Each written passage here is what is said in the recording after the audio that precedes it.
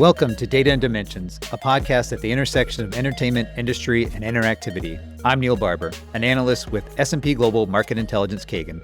And with me today is Brian McClendon, CTO at Niantic Spatial.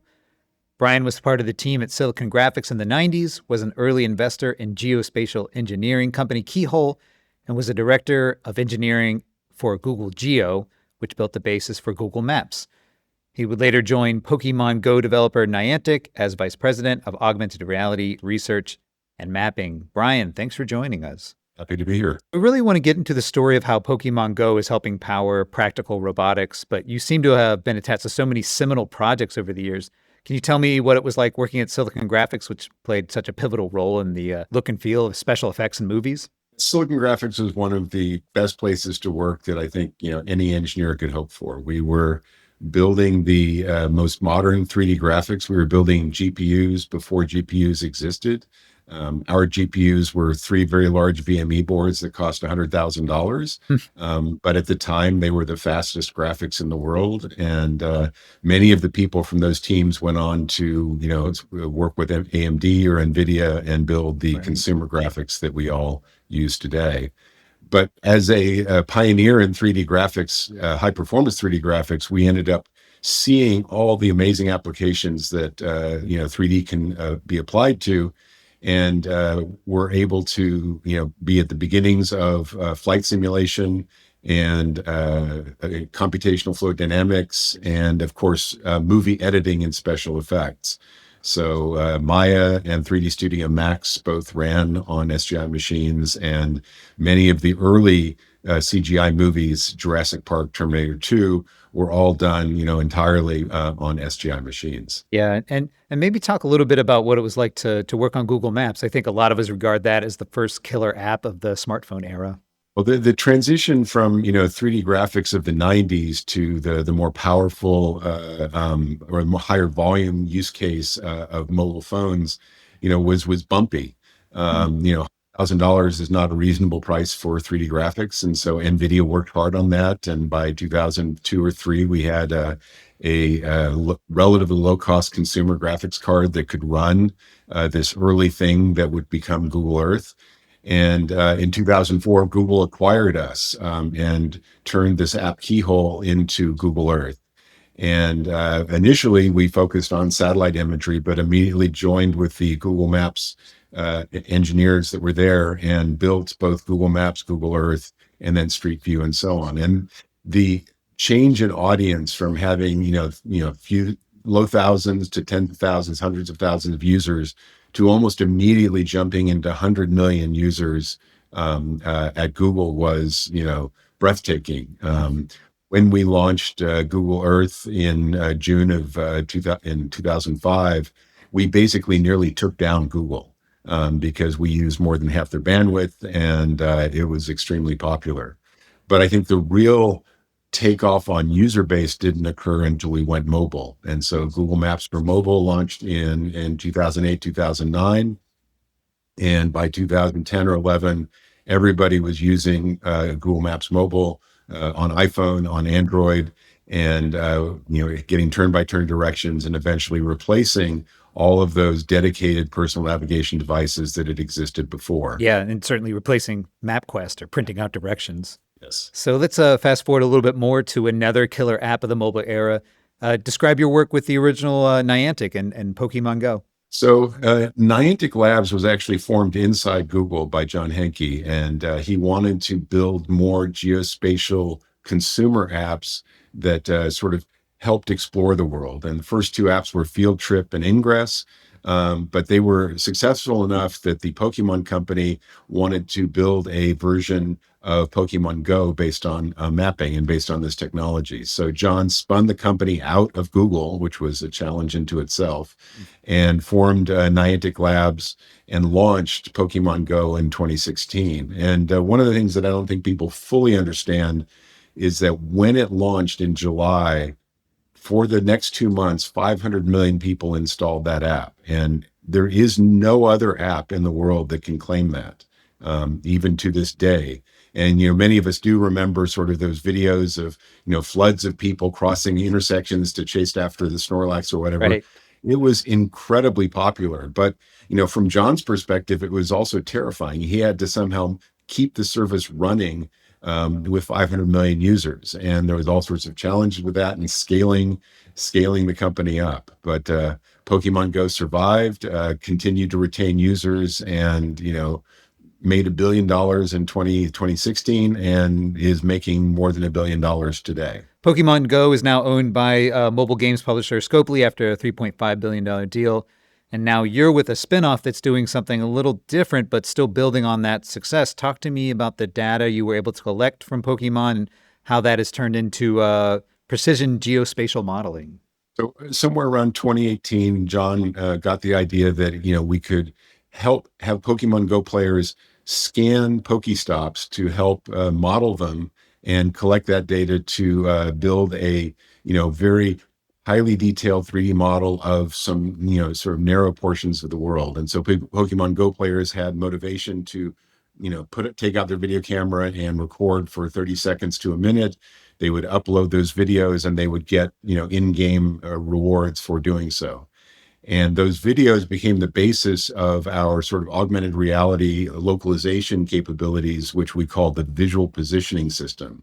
And this surfaced in Pokemon Go, where players could point their camera at a Pokestop, leave one of their Pokemon in a specific location with a specific pose, and then all other players could then visit and see the Pokemon in the same place and also join it themselves. So up to 6 or 8 of the Pokemon could be put there. And so Pokemon Go benefited from it, but we also were able to build this location map of all these, Pokestops with high resolution 3D data, and then offer that service to developers through an SDK, and also to enterprises to collect their own equivalent of Pokestops to build models of the world. So the way I first thought about Niantic's visual positioning system is, let's say you're on the same block as your friend, and you both have Find My Friend turned on, right? And if you look at Apple Maps now, it gives you an approximation of where your friend is within around like 100 feet or so. This tech potentially cuts that down to maybe just a few feet, so you could walk right to your friend in the crowd. Am I thinking about that correctly, generally speaking? There's a lot of gradations to what a visual positioning system can do. That at one level, yes, that's exactly what we do. We can improve upon the accuracy of GPS, especially in urban areas. And this is a technology related to, but not fully dependent on the product we talked about before. The visual positioning system at the precise level is more about, I can tell you, I know exactly where you're standing within a few centimeters, and I know exactly which direction you're looking.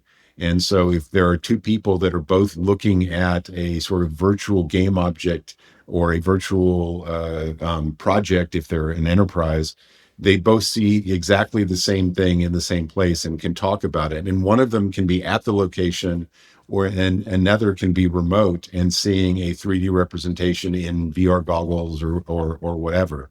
And so this idea of shared understanding and precise referenced location is enabled by VPS. Right. Yeah, we talk a lot about the importance of the digital twin and sharing data like up and down the stack from the physical location to the remote location, and how that can unlock certain workflows or commercial opportunities. So, I think the first time I saw Niantic Spatial in action was like late last year. You were partnering with defense contractor Echelon, and you were showing how first responders could efficiently access a crisis zone. That's still part of this stack. That's the same technology enabling. Yeah, so that's an enterprise application of very similar technology, where the long-term plan is for a emergency responder who wants a Coast Guard helicopter to come in and land and take off, take off a person who needs to be taken to the hospital, but is in a dangerous location. This would allow the emergency responder to scan the location with their phone, create a 3D model, and give it to the pilot ahead of time, so the pilot understands exactly what the lay of the land is, because helicopters are not easy to land, and it really matters where trees are, where which way the wind's blowing, and being able to preview that accurately and even simulate it in the simulator before you go out there will increase the safety for Coast Guard and give them more opportunity to go out and apply these things. So that was definitely one of the first applications where, sort of a very bespoke collection of data for what is probably a one-time use case, but could save lives. The question I have is that these are areas you probably don't have data from the Pokemon Go experiments. So it's inferring certain topography based on data you already have in the model? Well, there's some amount of data that exists, that's publicly available, and whether it's satellite imagery or terrain data, you can have a base map. But the Coast Guard already has that. What they need is the precise detail of the current location, and so we have an app called Scaniverse that effectively does the same thing that Pokemon Go did, but for enterprise users. So you can take Scaniverse out and scan that location and upload the data and then build a 3D model that can then be simulated. And so think of that as sort of a enterprise version of the prior Pokemon Go scans. The most recent partnership I've seen is the tie-up with Coco Robotics, which offers last mile delivery robots in urban areas, cities. What are the challenges that companies like Coco face, and how is Niantic Spatial addressing those issues? In urban locations, it turns out that GPS is not terribly accurate. And you may have experienced this yourself if come out of a subway station and you see your blue dot actually showing up a half a block away. The reason is these tall buildings reflect GPS signals and they give a sort of illusion of being in a different place. And so the GPS does a lot of work to try and figure that out, but the errors can be up to a city block wrong. And if you're a delivery robot, you can't be that far off. You literally would be on the wrong block and get very confused about where to go. And so Coco is looking to improve the accuracy of their location, and our service allows them throughout a city to improve that quality to the point where they can be pretty confident about which side of the street they're on, where in the sidewalk they're on, and then, make the decisions about how to navigate from there. I recently saw a video of a delivery robot crashing into a bus stop and shattering the glass. I can only assume it was not outfitted with Niantic's VPS, but it does underline some of the challenges here. There are real people and property on these streets, and robots may or may not be equipped to navigate real world conditions. Is this tech in good enough shape to be working with live rounds like that? I think the advantage of delivery robots in general, notwithstanding that particular example, is that they're usually not very big and very heavy, and therefore the risk, because they move very slowly, then the risk to humans is much lower. Self-driving cars face a much different problem because they are, fully capable of killing someone. And so their need for location tech is, much higher still. And that's actually one of the limiting factors in the rollout, is that, Waymo maps a city very, very carefully before they start driving it. And until they have that map, it isn't safe. And I think with robots, the bar is lower, but it is not zero. And the robots really still need to know where they are. So if you would say like a Waymo is self-driving level 4, do you put the Coco robots on a similar level, just at lower stakes? I think that they should be measured with the same kind of levels. And because the stakes are reduced, it allows them to roll out, I think, more quickly. But I think that the measurement of quality is still the same. How much of it is assisted, how much of it is automated, and how many different scenarios can the robot handle? Like, Waymo handles most scenarios, but they intentionally navigate around those scenarios that they don't handle. And delivery robots know what areas they can and can't go based on capabilities or risk factors, and they will avoid those where possible.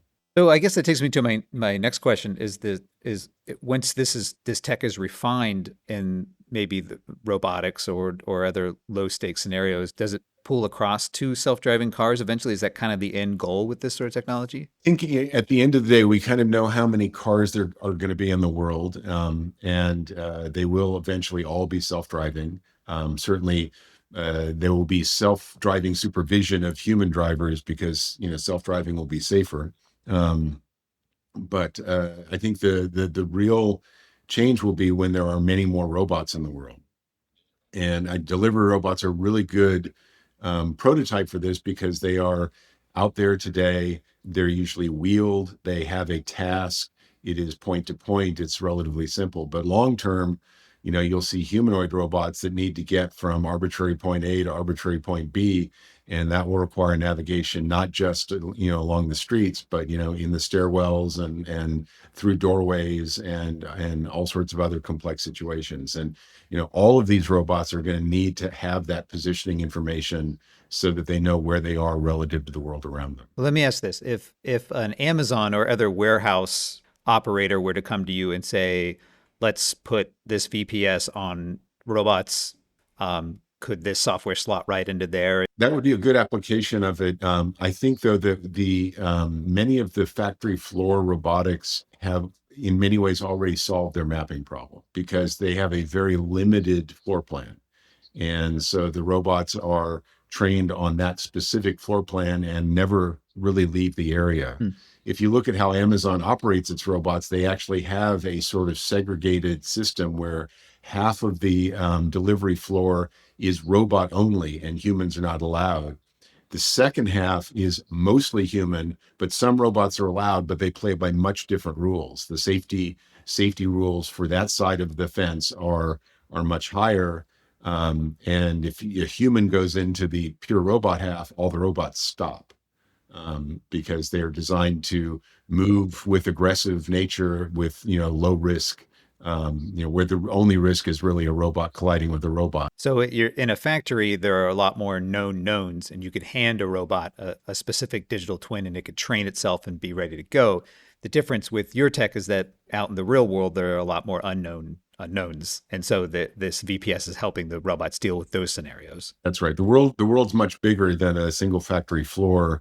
And the variance of to minimize the complexity, you really need to know the map well because the world varies so much. The humans, the bicycles, the baby strollers, and the cars are all very dynamic objects. And your perception system really needs to focus on those and not on the navigation aspect. So it looks like there are a few projects coming to market over the next few weeks as well.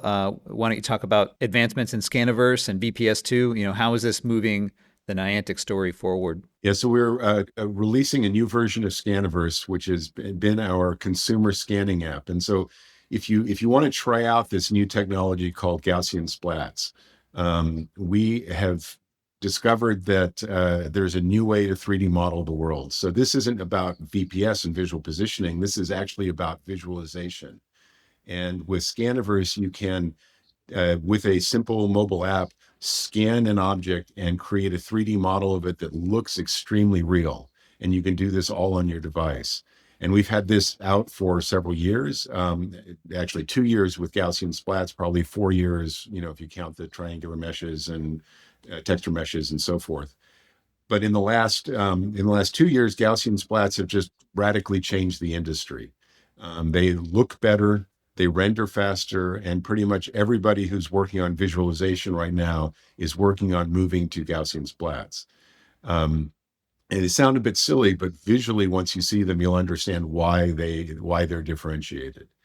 And our release is to enable this kind of capability, but for enterprise customers. So instead of just a single scan of a single object, you can scan relatively large areas and create 3D models that could be used for visualization, for construction validation, could be used for robotic simulation. So, giving a environment that a robot could learn how to train itself in.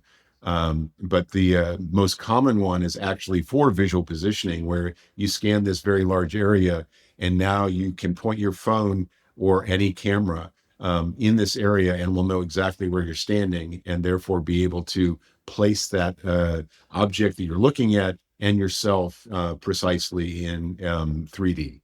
To go back on Gaussian splats, it's a way to realistically position a digital asset in a 3D space. What it is it's a replacement for the previous way we looked at 3D graphics. So even back in 1991 at Silicon Graphics, we used textured meshes to render our 3D. And in every model you've seen, whether it was Google Earth or a first-person shooter or any visual, it's almost always been in this textured mesh. but Gaussian splats, which were invented a couple of years ago by many definitions, look better, render faster, and are able to visualize aspects of things that were not possible before.